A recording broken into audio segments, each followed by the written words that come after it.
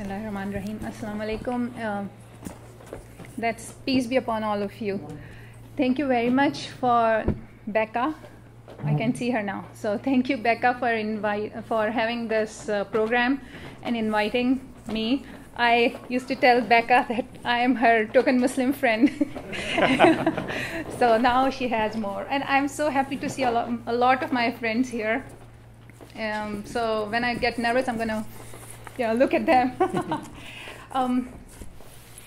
With all the growth of Muslim community here in Delaware, I think these kind of programs are really important because they say, according to some survey, that a lot of 70% or 60% Americans do not know a Muslim. They have never met a Muslim. Although 90% of those who have met a Muslim have a positive opinion about Muslims. But even if if I have spent time with my friends, people have good opinion about one person. Like, she's a Muslim, maybe she's a good one. Not the rest are probably all crazy. So it's very important to have programs like these to provide a safe environment for wider American public to ask questions, to learn from us, to have difficult questions answered. And one of the most misunderstood and stereotyped issue regarding Islam and Muslim, of course, after the concept of that all Muslims are terrorists, the next one is their treatment and status of women in Islam. And there's a lot of misunderstanding and questions around that topic. And so from the typical image of veiled non-entity to the tales of oppression, the topic is loaded with negative stereotypes and negative perception. So, I grew up in Pakistan. I was, you guys are gonna know my age after I tell you the whole numbers, but I was 20 years old when I came here, and that was 24 years ago. I still have 1 year. So most of I would say I grew up as a devotional Muslim, but I learned to become an intellectual Muslim in the United States. So most of my growth as an intellectual person or as an intellectual American Muslim was, credited to the environment I lived in. I tried to learn by myself, and my daughters. I have 2 daughters and a son. And my oldest is in college right now, and she's the one who actually, she's people who know her know that she's the one who pushed me to learn more about Islam by asking questions. So I learned for myself what was the status and roles and responsibilities and rights given to Muslim women in Islam. So I'm going to talk a little bit about that. And I get all the Muslims get their guidance from 2 original sources: Quranic teachings, and Hadith tradition, which is prophetic saying and the way he lived his life. And also, there's 1,400 years of scholarship as well, which goes along. But, so we have plenty of material to learn from. But if we have really pressing question, we go back to the original sources, which is Quran and the prophetic traditions. And I found out in many verses in Quran emphasize the equal nature and humanity for men and women both. Both men and women were created from one male and female, according to many verses in Quran. So they have common origin and common nature. And in Quran, God says, this is one of my favorite verses, and it's also talk a lot about the diversity. So it says, "O humankind, we created you from a female and a male, and we made you into nations and tribes, so you may know each other and not despise each other. The most noble of you in the sight of God are those who are the most righteous. Indeed, God is all-knowing, omniscient." So that sort of told me that this diversity is by design. And we could have been created just one, like mono-looking people, but we were not. It's just to add little fun, little zest to life. But it's not to despise each other, but it is to know each other, and also tell us that all humans are equal, and that differences based on race, ethnicity, and gender should not be a source of arrogance or division. So this diversity is by design, to celebrate each other. And the value is based not on God-given external qualities, but how the person's character is, how his personality, how is to each other. The essence of Islam to me is to create a relationship with my Creator and love His creation. That's the essence, and it's the same for men and women. Also, with different teachings, Quran sort of paint out an ideal portrait of a true Muslim. Man and woman is to a believing, devout, humble person who worship, who prays, fast, gives charity, and constantly remember God in everyday's life. And it's identical for both men and women. So these were, and the reward is also, so the responsibilities are identical, and the reward is also identical for both men and women. Now comes the rights. So the more I studied Islam, more I learned about the rights given to women at the advent of 7th century. When we are talking about Prophet Muhammad's character and his dealings with other people and with women and women of the house, we have to remember we are talking about 7th century. When, if you do a comparative study of 7th century in the rest of the whole world, those rights were really pretty radical at that time. So women were given the right to education. And, the precedent after that is that Prophet Muhammad's wife was, Aisha, was the biggest female scholar. So one of the saying of Prophet Muhammad was, take half of your religion from this fine woman, young woman. So she was one of the, most important scholar at that time, not just female scholars. Her students were, very powerful, had become very powerful scholar after learning from her. So right to education was the first right. Right to own property, right to inheritance, right to have a voice in political and social gatherings, and also even military, spheres. The right to property and right to own inheritance and right to earn money and keep your money.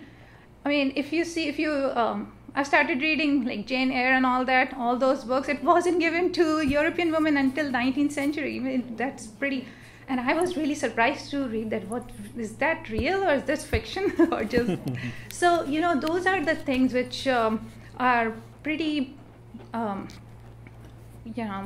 pretty impressive for me. As more I learned about it, and it's not like I didn't grow up knowing all these things, because in Pakistan, in Karachi, I grew up. I had all those rights, so I was enjoying all those rights in there. But I thought that was just part of the life. It's not something to celebrate.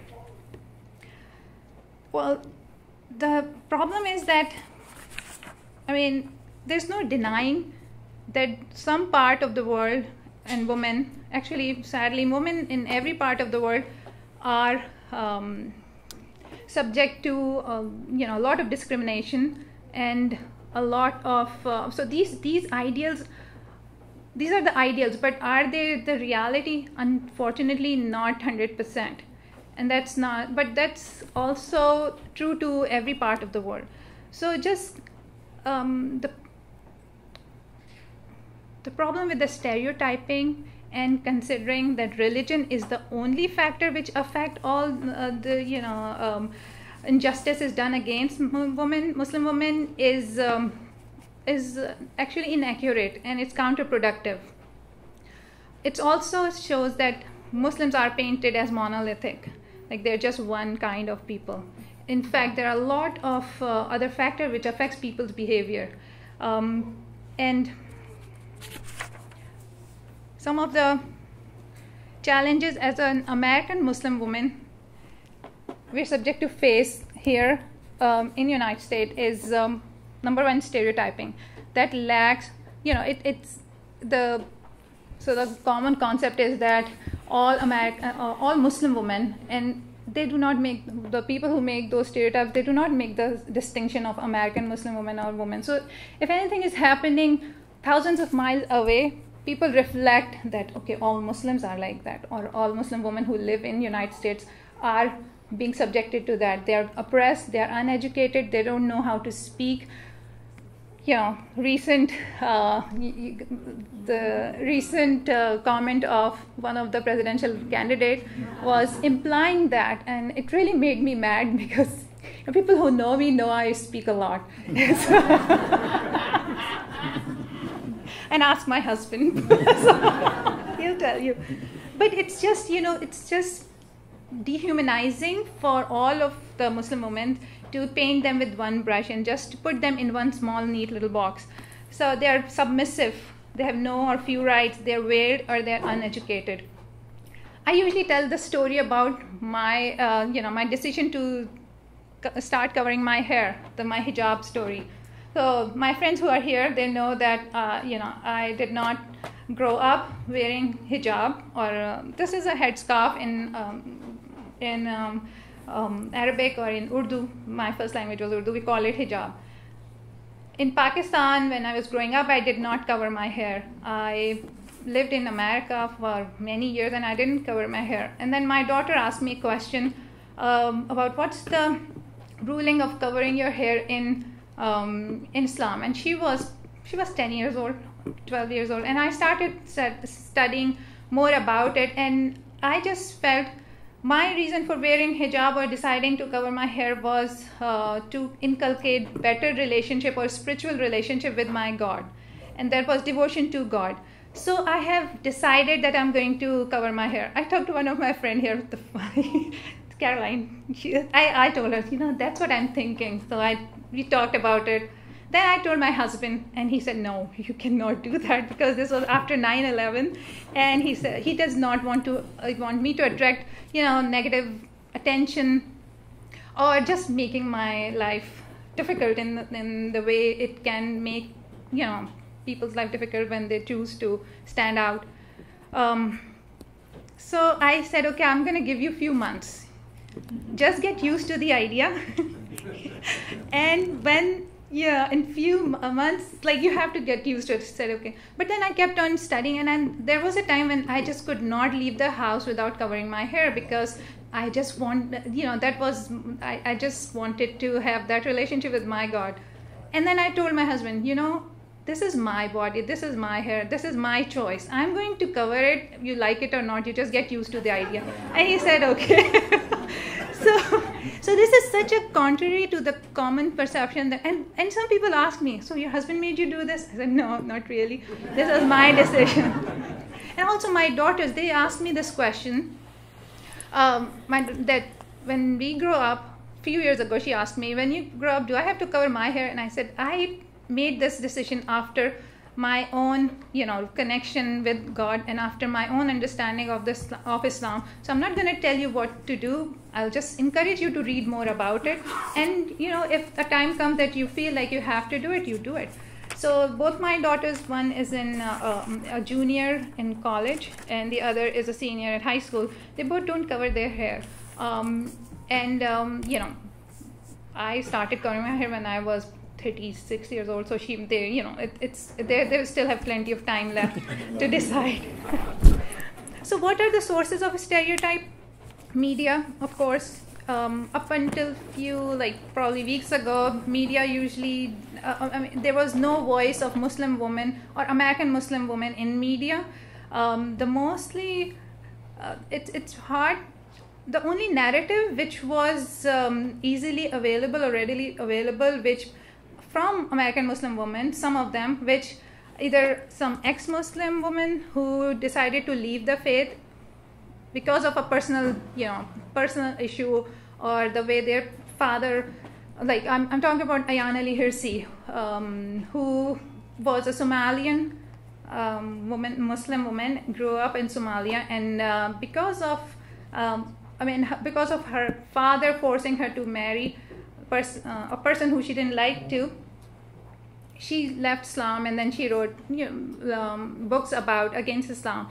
And my problem with that is that just one incident or one person decision cannot negate the choice or faith of 1.6 billion Muslims. But it's easier for wider American public to hear those voices than the voices of a person like myself. So that's the media. Hollywood exhaustified Muslim women from ages. So Jasmine, if you can tell, Jasmine, or a lot of these films have been the source of portraying Muslim women in a other person kind of way, which are just source of they have been objectified pretty much.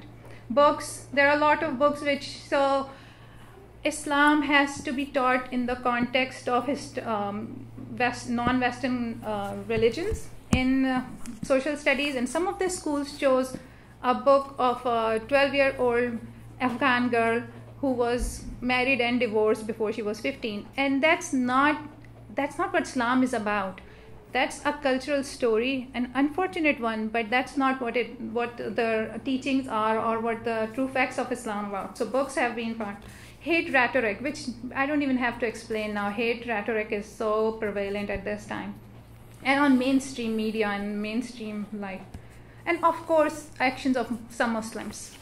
And that's sad, because some Muslims, while some Muslims deny all these rights to Muslim women due to their own patriarchal cultural norms or their extreme interpretation of religion, but many other Muslims believe that these rights comes from the original text, so that's making it authoritative. So as I said, this kind of discourse is it lacks proper context. It assumes and portrays, as I said, Muslim as a monolithic, which is too simplistic. A woman, so national origin and culture plays a huge part. A woman an educated woman in Malaysia, or even in a city of Pakistan, Karachi, is much different from a woman who is in a small village in Afghanistan or any other small place. So there are a lot of factors which plays important role in people's behavior.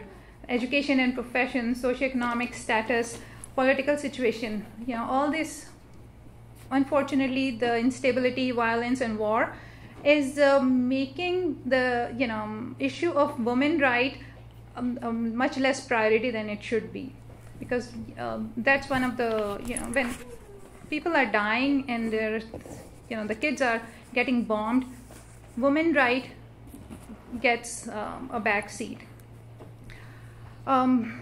And the single focus obsession on hijab or the dress of Muslim women takes away the focus from real issues. One thing which I want to talk about is, I was working with a filmmaker who's planning to make a documentary about American Muslims. And I asked him, what's the reason you want to make, what's the objective of this film? And he said, I want to show people that American Muslims are just like us.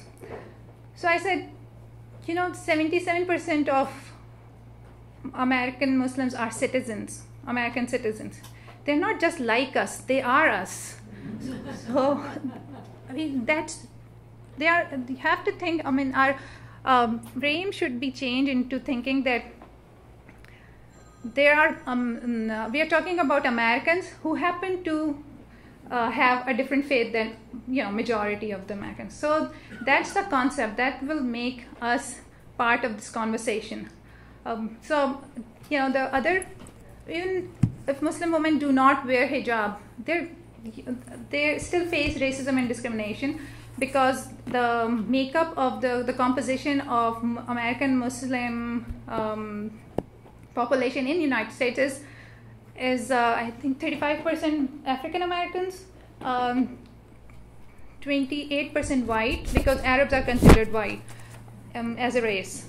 and 28% South Asians. So, even if we change our clothes, we still cannot change our skin color, so or names or origin. So that's the problem. I mean, race and discrimination is a very real issue, employment issue that cause employment issue, profiling at airports. That, I mean, I have personally subjected to that, not just because, not myself, but my son. He was 4 years old. So I'm going to end with this story. He was 4 years old, and he's my baby, and he was 4, and ever since when he was born, I named him Muhammad as first name, and then Asad and last name Sultan. So, and I call him Asad, but we call him with his middle name, but his name on the passport is Muhammad Sultan. Ever since he was a baby, he was stopped at the airport for special screening. So when he was 4 years old, we were traveling, myself, my daughter, my middle daughter, and my son. We were traveling to Pakistan, and he was stopped again. And I asked him, why do you keep on stopping him? He said, you can take his name off, but you have to talk to someone. I said, okay. Well, we boarded at the plane. We were bracing ourselves for 18 hours flight, kind of settled down. Then a woman came, and she was looking at the boarding card, and she said, who's sitting on this seat? I said, my son. He was 4 at the time. Said he has to get off the plane and has to be checked again because we did not check him properly. So I could not let him go alone because, of course, 4-year-old with a stranger. So I left with him, and left my 12-year-old daughter behind, who's actually a very scaredy cat. So we get off, and I was really mad. I usually am pretty subdued at airports because I don't want to, I really want to oblige with everything. But I was really mad, and I told that person, and he was surprised as well. He said, so you're going to get screened? I said, no, him. They're getting him off board because his name is Muhammad. And he said, no. He said, I don't know about that. I said, but I know about that. And so we get off, and they really patted him down. They checked his diaper bag and everything. And then we came back. And so when I came back, my daughter was crying her eyes out because she was scared. She thought that the plane will fly away without her mother and brother. And so we got back, and after that I contacted Homeland Security, and I said, you guys are wasting your taxpayers' money and resources. You're not going to keep us safe by checking 4-year-old. So got his name on redress, got a redress number or something. But these are the real problems we are facing as parents, as a member of the society. So I'm going to stop here, and once again I'm going to thank you so much for being here and for being so open-minded and learning about our faith.